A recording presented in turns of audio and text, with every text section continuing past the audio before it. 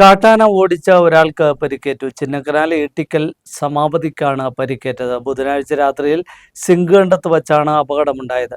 ഇരുചക്ര വാഹനത്തിൽ സഞ്ചരിക്കുന്നതിനിടയിൽ ചക്കക്കൊമ്പന്റെ മുന്നിൽ അകപ്പെടുകയായിരുന്നു. ആന ആക്രമിക്കാൻ പാഞ്ഞെടുത്തപ്പോൾ ഇരുചക്ര വാഹനത്തിൽ നിന്നും മറിഞ്ഞു വീണ് ഓടി രക്ഷപ്പെടുന്നതിനിടയിൽ വീണാണ് പരിക്കേറ്റത്.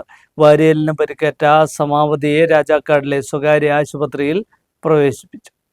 ഒരിടവേളയ്ക്ക് ശേഷം ചക്കക്കൊമ്പന്റെ ആക്രമണം ജനവാസ മേഖലയിൽ രൂക്ഷമാവുകയാണ്. ചക്കക്കൊമ്പന്റെ മുന്നിൽപ്പെട്ട ഇരുചക്ര വാഹനയാത്രികൻ ബുധനാഴ്ച രാത്രി തലനാരിഴയ്ക്കാണ് രക്ഷപ്പെട്ടത്. അബദ്ധത്തിൽ കാട്ടാനയുടെ മുന്നിൽപ്പെട്ട സമാവധി ഇരുചക്ര വാഹനത്തിൽ നിന്നും ഇറങ്ങി ഓടി രക്ഷപ്പെടുകയായിരുന്നു. ഇതിനിടയിൽ 2 തവണ കാട്ടാന ആക്രമിക്കാൻ ശ്രമിക്കുകയും വീണ് ഗുരുതരമായി പരിക്കേൽക്കുകയും ചെയ്തു. വാരിയലിന് പൊട്ടലും കാലിനും കണ്ണിനും പരിക്കേറ്റിട്ടുണ്ട്. പരിക്കേറ്റ സമാവധി രാജാക്കാട്ടെ സ്വകാര്യ ആശുപത്രിയിൽ ചികിത്സയിലാണ്.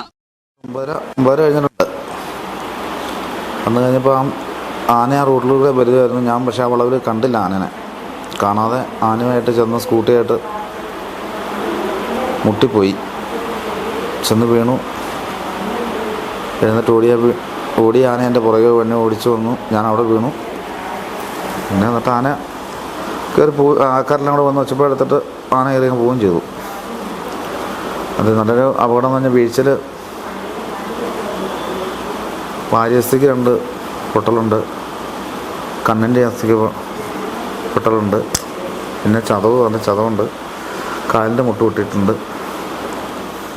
ഇങ്ങനെയൊക്കെ പറ്റി.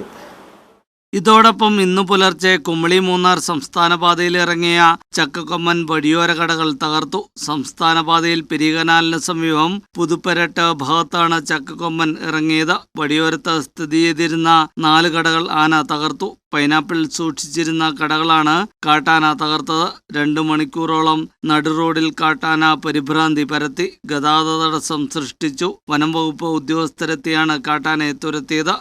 ന്യൂസ് ബ്യൂറോ, രാജകുമാരി.